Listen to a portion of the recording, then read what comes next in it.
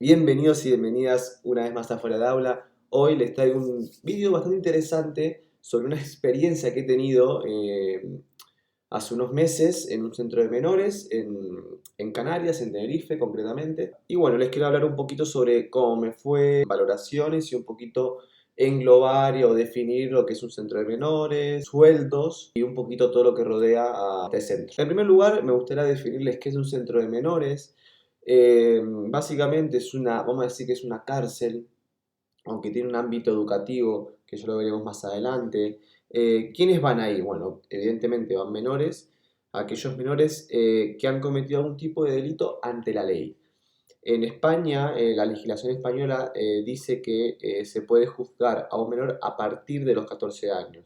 Antes de los 14, normalmente no, salvo excepciones muy graves. Dentro de este centro de menores nos podemos encontrar con diferentes tipos de internamiento o de regímenes. Por ejemplo, tenemos el cerrado, el semiabierto, el abierto, el terapéutico y el de permanencia de los fines de semana en el centro. Las diferencias entre unos y otros es muy clara. Por ejemplo, el cerrado es aquel perfil donde el menor no puede salir del centro de menores. El semiabierto va dependiendo un poquito de su comportamiento y su actitud. El abierto, pues ya pueden ir libremente a institutos, talleres y demás. Y por último el terapéutico, que es uno también de los más complicados porque engloba aquellos menores con alguna adicción o problemas psicológicos. Y bueno, la permanencia de fin de semana del centro son aquellos menores que están de lunes a viernes en sus casas y el fin de semana tienen que volver al centro. Después tenemos un perfil típico de los internos que suele ser muy parecido, no varía mucho, sobre todo en la parte actitudinal, es decir, de su comportamiento. Aunque es verdad que a través de mi experiencia me he encontrado con chicos en el centro muy buenos, muy amables, muy educados y con ganas de hacer las cosas bien cuando salgan a la calle. Normalmente son menores que han cometido delitos graves, entre los que se destaca, grosso modo, pues los robos con violencia, los robos con fuerza e intimidación. Son los más, vamos a decir, los más numerosos. Después es verdad que tenemos casos graves como homicidios, parricidio, que si puedo les voy a dejar unas imágenes, unos recortes de periódico para que vean los casos que suelen ir directamente a un centro de menores. Por otra parte, son menores que rebeldes con conductas disruptivas, si sumamos la adolescencia, que ya es un poco, ¿no? Que se altera un poco todo, sumado a que estos menores han vivido en libertad, vamos a decir, sin referentes paternos o con referentes pero muy negativos. También pueden haber problemas económicos, problemas sociales, bueno, infinidad de casos que cada vida que ha tenido el menor siendo tan joven ha sido muy dura. También tenemos un alto porcentaje de menores que consumen estupefacientes, tabaco y alcohol, sobre todo hachís, como muy típico, porque yo estando en el centro pues me he dado cuenta que todos estaban adictos, o la mayoría, a encontrar cigarros, a encontrar hachís, porque sí, señores, entra droga a un centro de menores, entra, y entra bastante. Por último, también carecen mucho de habilidades sociales básicas, vamos a decir, empatía, autocontrol, asertividad, y en muchos casos la violencia es la única salida para ellos. Evidentemente, también son menores que han dejado sus estudios a media, por lo general en primero, segundo de la ESO, y la duración de su internamiento depende, pero normalmente mínimo son 6 u 8 meses, hasta los casos más graves que, bueno, que pueden ser de 2 4 5 años en un centro de menores. Depende del caso. Ahora les quiero hablar sobre dónde se encuentra este centro de menores y su estructura externa, ¿eh? Es decir, cómo se ve. Cabe destacar que yo he estado 2 meses trabajando en este centro de menores, que se encuentra en el municipio de San Cristóbal de la Laguna, como pueden ver en la imagen, un poco apartado, ¿vale? Está en un valle que se llama el centro se llama Valle Tavares, que hace nombre al valle donde se encuentra. Y estoy seguro que mucha gente no sabe dónde está, yo tampoco lo sabía, pero incluso gente que es de toda la vida del Tenerife no sabe dónde está, solo lo ha escuchado. Pero bueno, es un sitio que está escondido entre montañas, ni siquiera hay datos o cuesta mucho que lleguen los datos. Hay que ir por un camino bastante complicado, no se puede ir a pie, es muy difícil, siempre hay que ir en coche. Y como pueden ver en la imagen, se llega a un punto, a un puesto de seguridad, que es el que tienen acá en pantalla. Y bueno, ahí es donde uno empieza a acceder a este centro de menores. Bueno, el centro es bastante seguro, muy sólido, con muchos alambres, desniveles, con con paredes muy altas, también como pueden ver en las imágenes. Y el centro se divide en diferentes módulos y espacios, evidentemente cada módulo es diferente, teniendo en cuenta el perfil. Por ejemplo, si los que se portan muy mal pues están en un módulo, los que se portan mejor van a otro.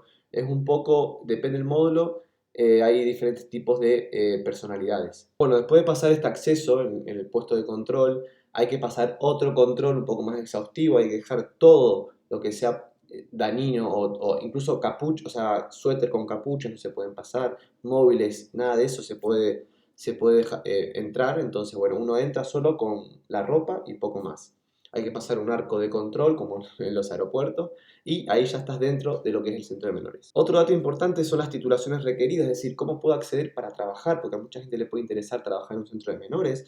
En Canarias lo lleva lo que es la entidad, la Fundación Canaria de Juventud IDEO, vamos a decir la que se encarga de los dos centros de menores, tanto en Tenerife como La Montañeta en Gran Canaria. Y en mi caso fueron 2 contratos de un mes de duración cada uno, con 40 horas semanales, aunque con la particularidad de que yo solo iba los fines de semana y festivos, es decir, hacía 14 y 14, 28 horas, pero en realidad cobrabas como si estuvieras haciendo 40, que eso lo vi bastante bien. Es verdad que a veces teníamos festivos y había que trabajar también 14 horas, pero bueno, por lo general eran 28 horas de media semanales. También suelen hacer 2 tipos de contratos, monitor o educador.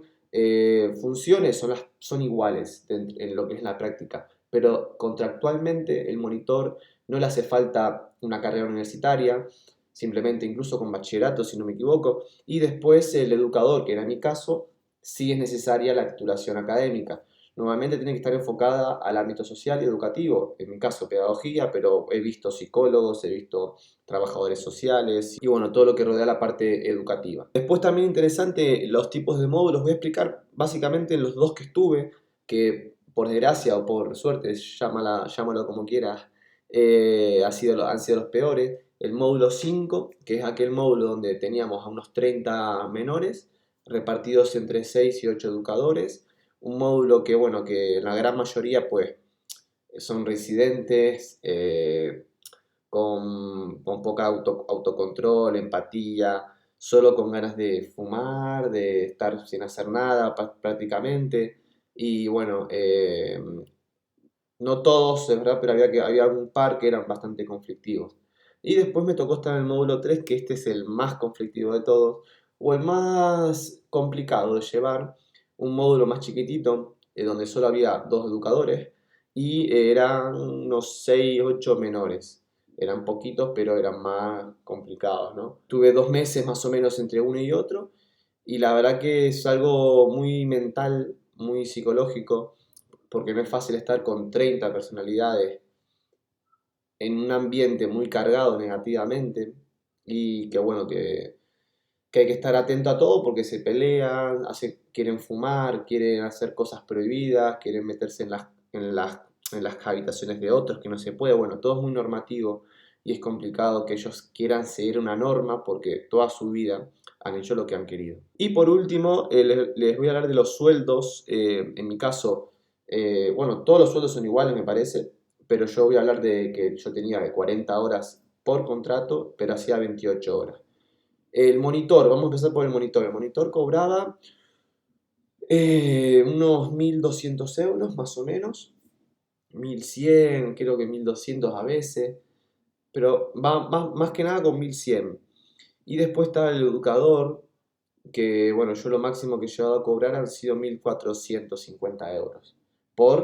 Repito, solo fines de semana y, y algunos casos, algunas semanas, solo 28 horas, que tal y como está la situación en España, es un buen sueldo.